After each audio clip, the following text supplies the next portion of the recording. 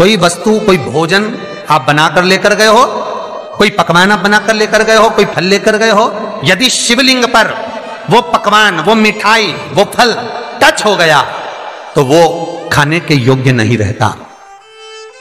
वो घर पर लेकर मत आना, मंदिर में ही छोड़कर।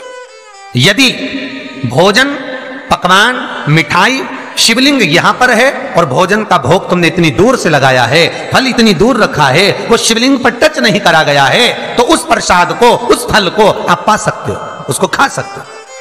पर जो शिवलिंग पर टच हो गया, फिर वो केवल नंदी, श्रृंगी, भृंगी, प्रेतों का, भूतों का, आहूतों का भाग होता है।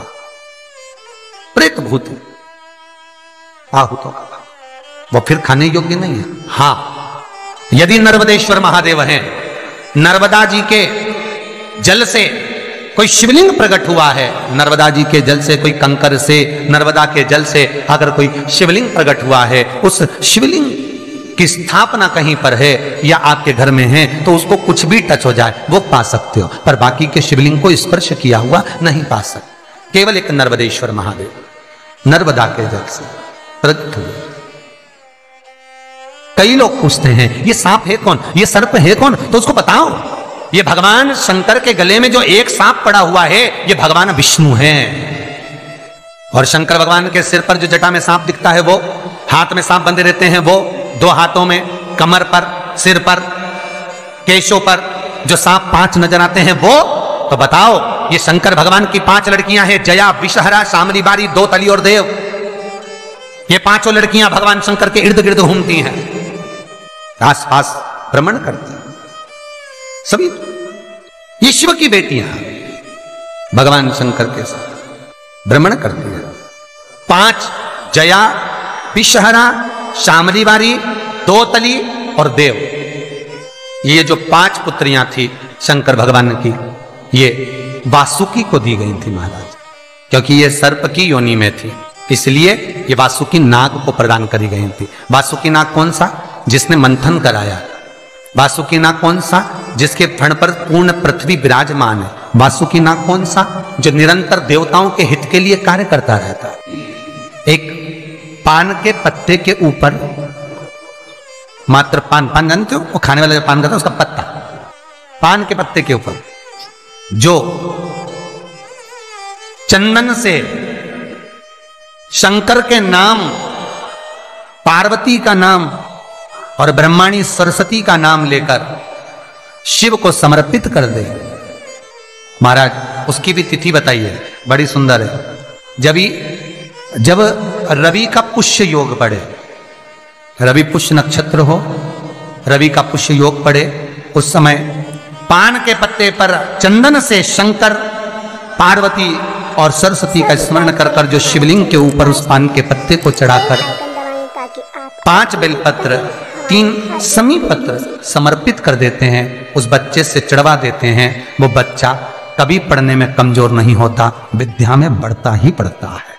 पलटकर माँ बाप को देखना ही नहीं पड़ेगा, बच्चे को कभी भी माँ को कहना ही नहीं पड़ेगा कि पढ़ने बैठ, वो खुद पढ़ेगा, रुचि से पढ़ेगा। 5 बेलपत्र, 3 समी पत्र समर्पित कर दें, भगवान शंकर का स्मरण करें और उस बच्चे को प्रणाम करवा कर वापिस लेकर आए। बच्चा विद्या में प्रबल होता है, विद्या प्रकट, भगवान शिव देने वाला है।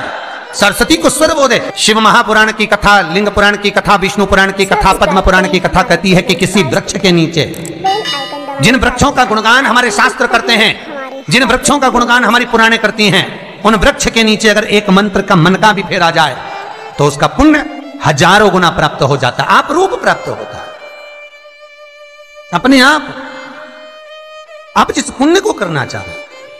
मेरा बहुत निवेदन है महाराज, बहुत प्रयास करा करो, प्रयास करना। अगर हाथ के मनके की माला भी नहीं हो और किसी पीपल के पेड़ के नीचे 15 मिनट बैठने का मौका मिल गया, आंवले के वृक्ष के नीचे 5 मिनट बैठने का मौका मिल गया, किसी आंवले के वृक्ष के नीचे 5 मिनट बैठे हो, ओम नमो नारायण का मंत्र का स्मरण कर लो, ओम नमो भगवते वासुदेवाय का जाप कर लो, बस उसका फल 4 गुना, हजारों गुना प्राप्त हो जाता है। शमी के पेड़ के नीचे बैठे हो, श्री शिवाय नमस्तुभ्यम का जाप करिए, 4 गुना फल मिलेगा, 1000 गुना फल। बेलपत्री के पेड़ के नीचे गए हो, ओम नमः शिवाय ओम का जाप करिए, फल मिलेगा। उस फल को हमें पाना है। कई लोग कहते हैं महाराज हम पूजन बहुत करते हैं, हम पाठ करते हैं, हम अर्चना करते हैं, हम व्रत रखते हैं, हम उपासना करते हैं, हम दान करते हैं, हम पुण्य करते हैं, हम सत्कर्म करते हैं, उसके बाद भी दुख क्यों है? हम पूजन तो कर रहे हैं। आपके पेट में दर्द हुआ, मान लो आपके सिर में दर्द हुआ, अब सिर में दर्द हुआ तो आपने गोली तो खाई, एनासिन भी खाई, क्रोसिन भी खाई, डिस्प्रिन भी खाई, कॉम्बिफ्लेम भी खाई, ना जाने कहां की गोलियां खा गए। सिर में दर्द था और 4-5 तरह की गोली खा गए। तुमने जब तो गोली खा ली और गोली खाने के बाद तुम्हें थोड़ा सा असर भी हो गया, पर इतनी गोलियां जो खाई है तो बाद में रिएक्शन तो करेगी, कुछ तकलीफ तो देगी, कुछ गर्मी तो करेगी, बीपी शुगर ऊंचा नीचा कर सकती है, आपने पाई। उसी तरह मंत्र, माला, पाठ, जप, अनुष्ठान फल कब देते हैं और फल कब नहीं देते, ये शिव महापुराण की उमा संहिता कह रही है। शिव महापुराण का उमा खंड, पार्वती खंड को अच्छे से पढ़िए तो उसमें बताया है, उसमें वर्णन किया है।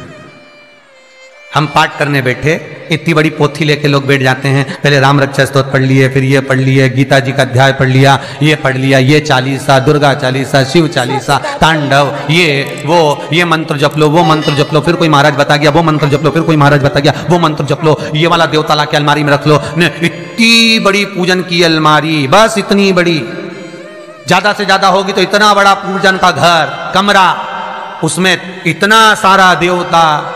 रामेश्वर गई तो उनको ले आई, जगन्नाथ जी गई तो उनको ले आई, द्वारका गई तो उनको ले आई, वृंदावन गई तो उनको ले आई, महाकालेश्वर गई तो उनको ले आई, सारा देवी देवता वहीं बैठा, पितृदेव, ये देव, कुल देवी, शंख देव, घंटी देव, दिया देव, सब उसी में, गणेश जी, शंकर जी, हनुमान जी, राम जी, सब भरा पड़ा।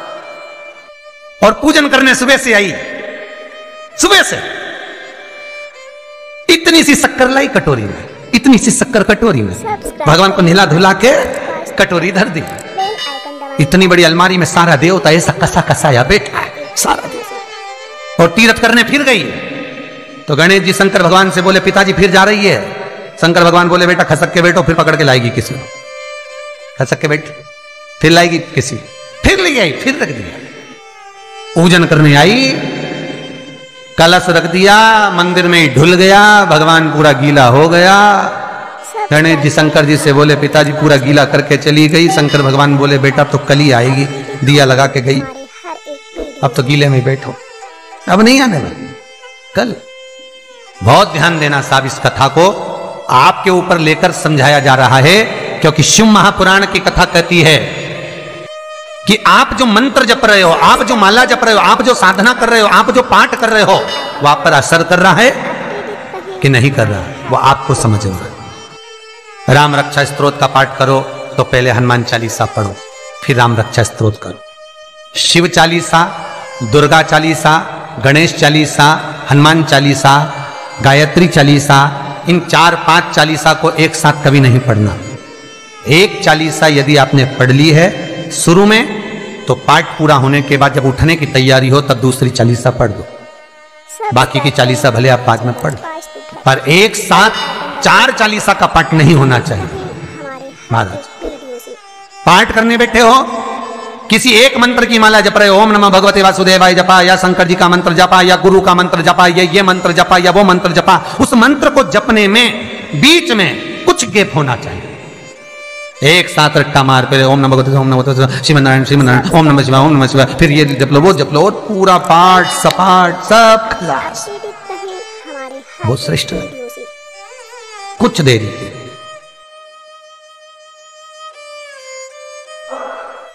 और निवेदन करूंगा, फिर पार्थिव शिवलिंग का निर्माण कर कर जो पूजन करते हैं उनसे निवेदन है, रात्रि भर शंकर का शिवलिंग, पार्थिव शिवलिंग रात भर मत रखिए। कई माताओं को फुर्सत नहीं मिलती, अभिषेक करवा लेते हैं घर में, कई ब्राह्मण लोग अभिषेक करवा देते हैं, पूजन करवा देते हैं, और शंकर भगवान रात भर बैठे रहते हैं। पार्थिव शिवलिंग रात भर तुम्हारे घर में नहीं होना चाहिए, विसर्जन। केवल एक हड़ताली का तीज का दिन ऐसा होता है जिस दिन पार्थिव शिवलिंग रात भर पूजा जाता है, रात पार्थिव। तो ब्राह्मण श्वेत मट्टी का, क्षत्रिय लाल मट्टी का, वैश्य पीली मट्टी का, और शूद्र काली मिट्टी का शिवलिंग का निर्माण करे। रात भर शिवलिंग को ना रखे, शंकर भगवान के प्रसाद को रात भर नहीं रखना। कहीं शिव मंदिर में गए और प्रसाद मिला भी है आपको, वैसे तो शंकर जी के मंदिर में प्रसाद नहीं मिलता। क्यों? तो लिंग पुराण के अंदर और शिव महापुराण के अंदर वर्णन किया गया कि भगवान शंकर ने नंदी को वचन दिया था, सुनो नंदी। शंकर भगवान से नंदी कहता है हमारा भरण पोषण कैसे हो? शंकर भगवान कहते हैं नंदी, मेरे शिवलिंग पर यदि, कई लोगों को थोड़ा ध्यान दीजिएगा, है बहुत कथा पर बहुत ध्यान देना। शिव महापुराण की कथा है, बार बार ऐसी कथा नहीं मिल सकती आपको। सुनोगे आप अपनी जगह पर, बहुत वक्ता हैं, बहुत प्रेम से बांचते हैं, पर जो कथा रस तत्व से आपको मिल जाए। श्री शिवाय नमस्तुभ्यं, श्री शिवाय नमस्तुभ्यं, श्री शिवाय नमस्तुभ्यं।